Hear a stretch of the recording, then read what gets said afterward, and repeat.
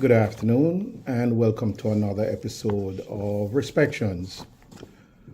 Today, I wanted to, being February celebrated as what we come to know as Black History Month, I wanted to share with you, my viewers, something that I found ironic and in some ways a little bit of a eyebrow raiser.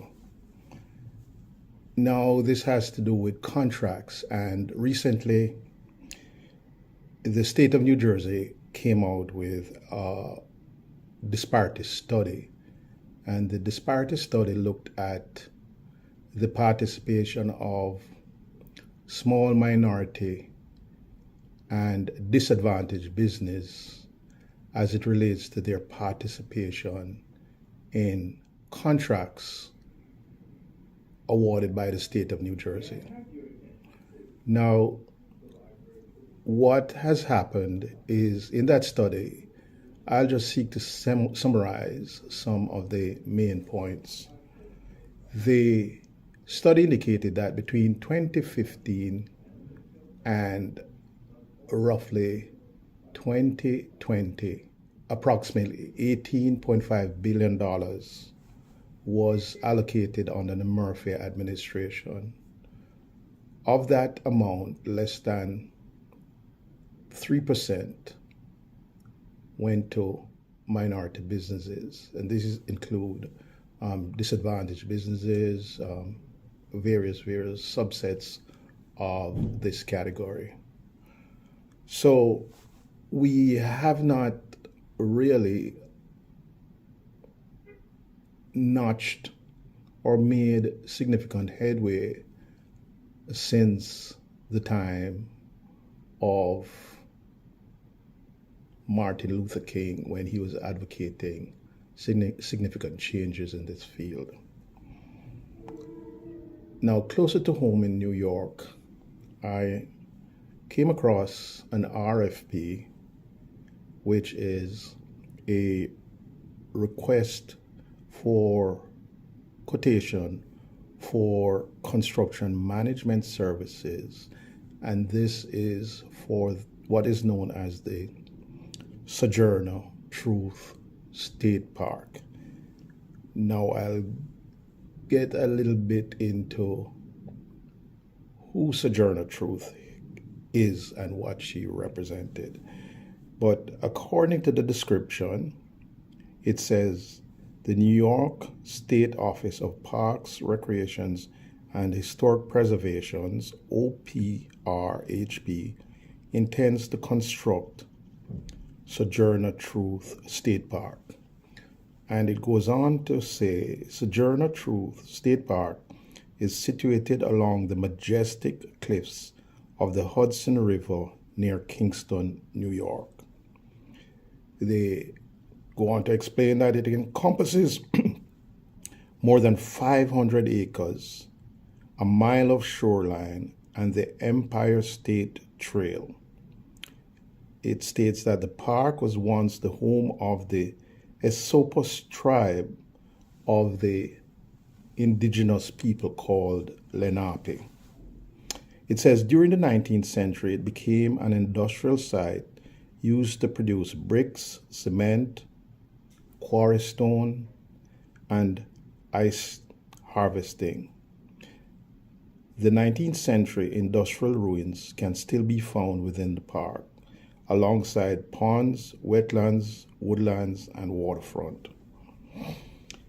It goes on to explain that the project is being undertaken to repurpose the former industrial site into an exciting place for all people to connect with the outdoors, the region's indigenous and labor heritage, and with one another. It says the unique combination of natural beauty and history will inspire a diverse group of patrons to explore the sandstone and limestone cliffs and remnants of a bygone era, and to engage in recreational activities experienced by the beauty of the Hudson River. It says, using the site's rich cultural, industrial, and historic and geological elements as an inspiration, the design of the park incorporates unique recreational features not found in typical parks, including trails, public facilities, quarry lake swimming, and other amenities. Now, the size of the contract in this document that was put out by the New York State Parks is stated to be approximately $68,130,000 approximately. The buildings are stated as existing buildings, but there will be new construction of public restrooms, which is anticipated in the order of 4,000 square feet. There's a swing pavilion that is proposed, maintenance and operations facilities, and an administration building. The approximate size of the park is stated to be 500 acres. Now, the park has required utilities, which includes electrical, water connections to multiple sanitary force drains, and a septic facility. It has IT and to be installed with a ground source heat pump, which is a geothermal system, which is a new and cutting edge green energy system. Now, within this proposal or this RFP, which was put out ironically in early January around the time of Dr. Martin Luther King, this official date for the RFQ, which is when it was put out, was January 4th, 2024. And it is to be awarded on March 2024. The construction bid date is June 1, 2024. And it is anticipated that the start will be around November 15, 2024. As I stated, the irony of this project is that it has the name Sojourner Truth. It is the construction and management services for the Sojourner Truth State Park. It gives a contract number as D, which is Delta 006231, and it was issued or opened on January 4, 2024. Now, in its description here, which is explaining the elements that can participate, I will just try to summarize for you, my viewers. It states that the service disabled, so those businesses that fall in the service disabled veteran owned, there is no set aside. Minority owned subcontracting goals, 0%. Women owned subcontracting goals, 0%. Disadvantaged owned subcontracting goals, 0%. Now, we are at a loss as to why this decision was taken not to include these elements of traditionally underserved businesses and communities.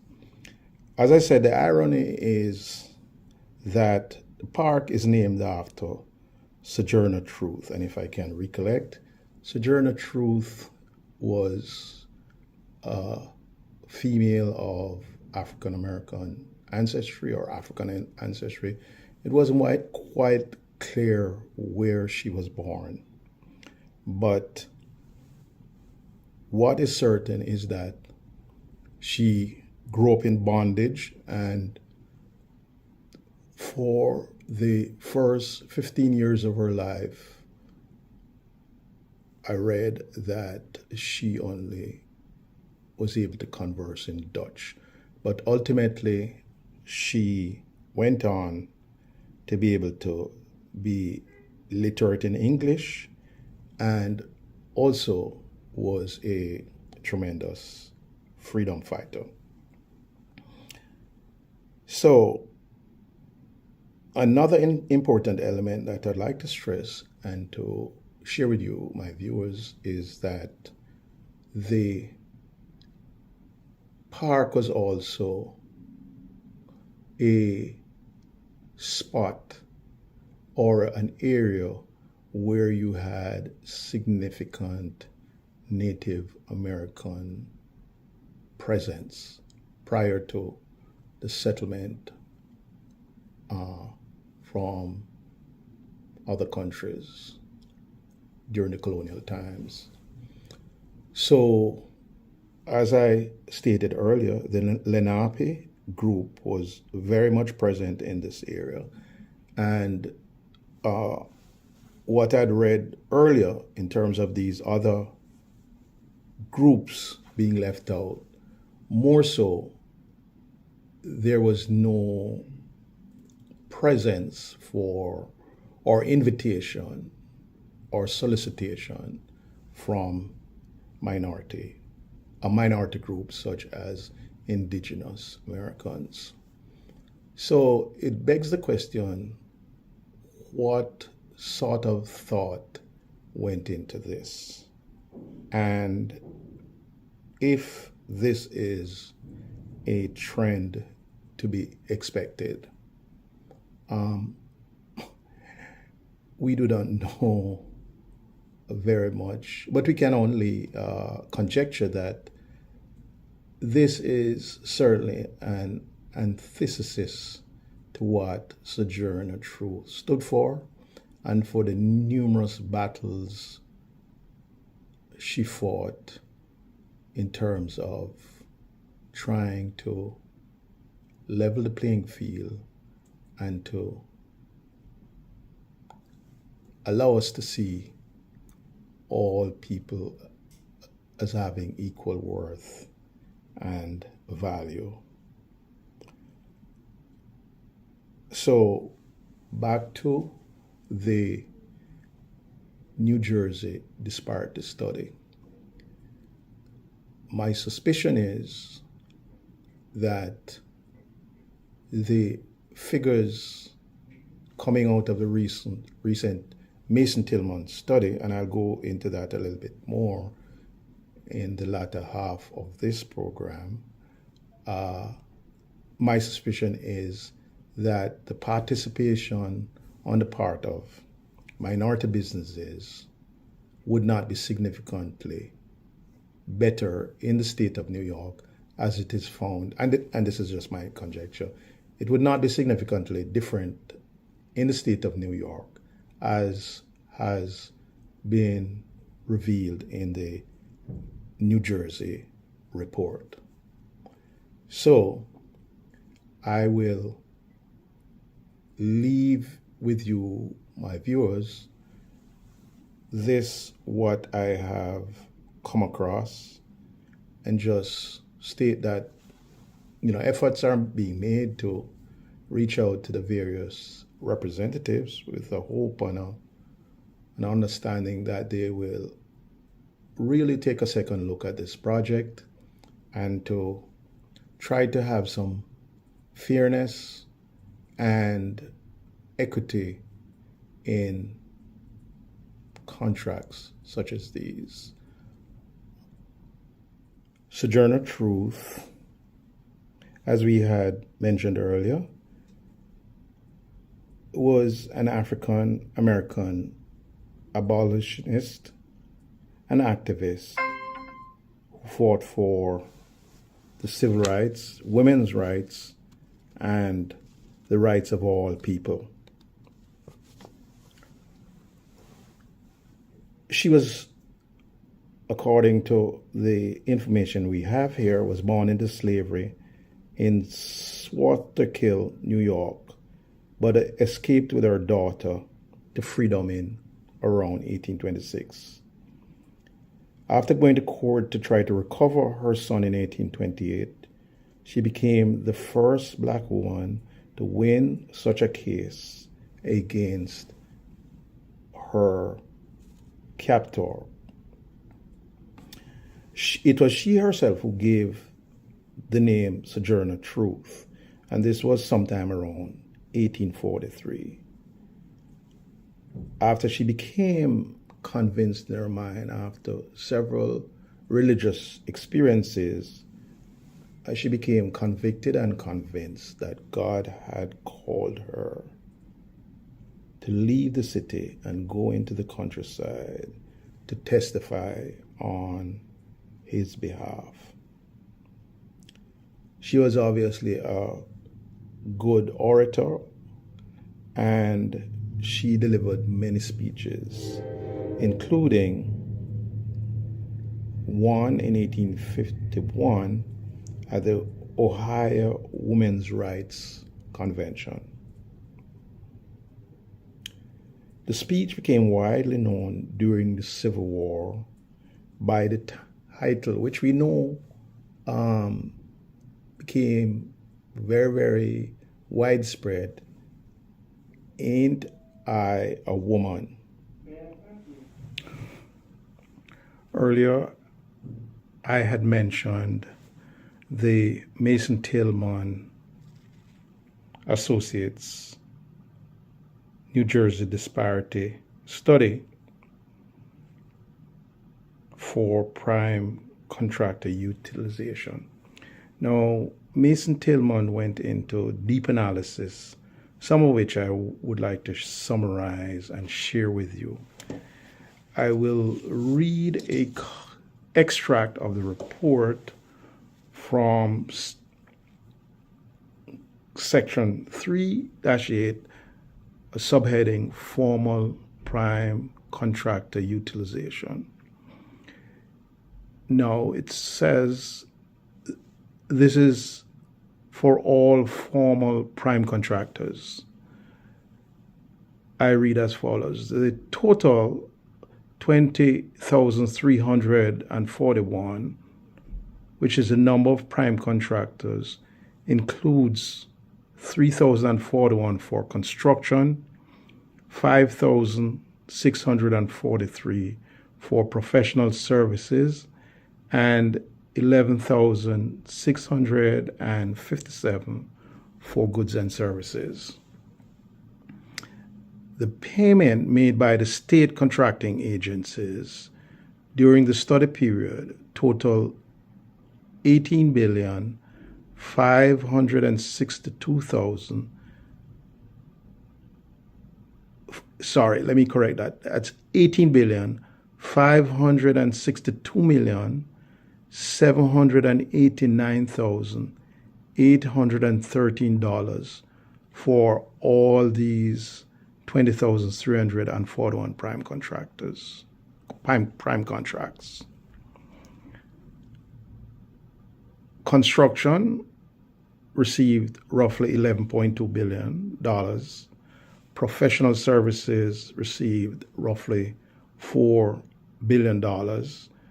Goods and services received roughly $3.2 billion, resulting in a total, which we said was $18,562,789,813. Black Americans for the professional services prime contract utilization. It says, table 3 8.17 indicates that professional services prime contracts valued at $40,000 and over, of that, MBEs received 9.58% of first professional services prime contract dollars, and WBEs received 6.95%. Now, it breaks it down into subsections or subsectors.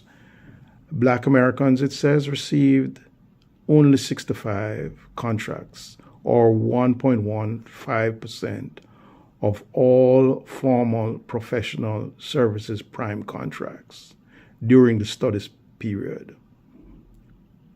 This totaled a paltry $13,736,729, or 0.34%, not even 1%, of the professional services prime contracts. The study stated that Asian Americans received 445 in total contracts, which is roughly 7.9% of all formal professional services prime contracts. This resulted in a total of $363,959,960, or 9%. Hispanic Americans received only 63 contracts, or 1.12%, which is roughly the same amount that African Americans received. So Hispanic Americans received 1.12% of all formal professional services prime contracts, which resulted in a total of $8,607,950, or 0.21% of all professional services prime contracts.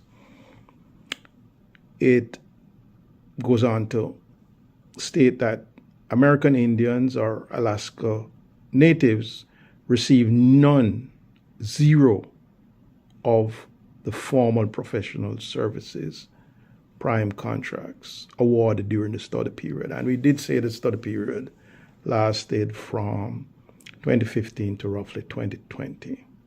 So Native Americans received zero or absolutely none of the prime professional services contracts.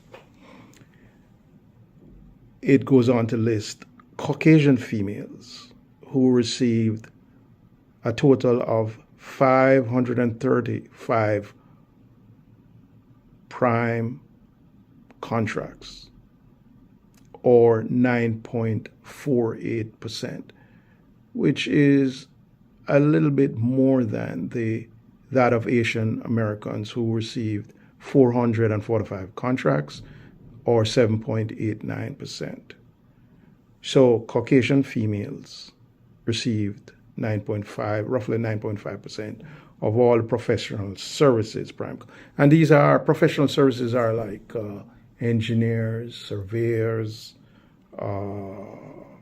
architects, etc., etc. It says non-minority males, those who are not considered minority males, received a total of 4,535 contracts.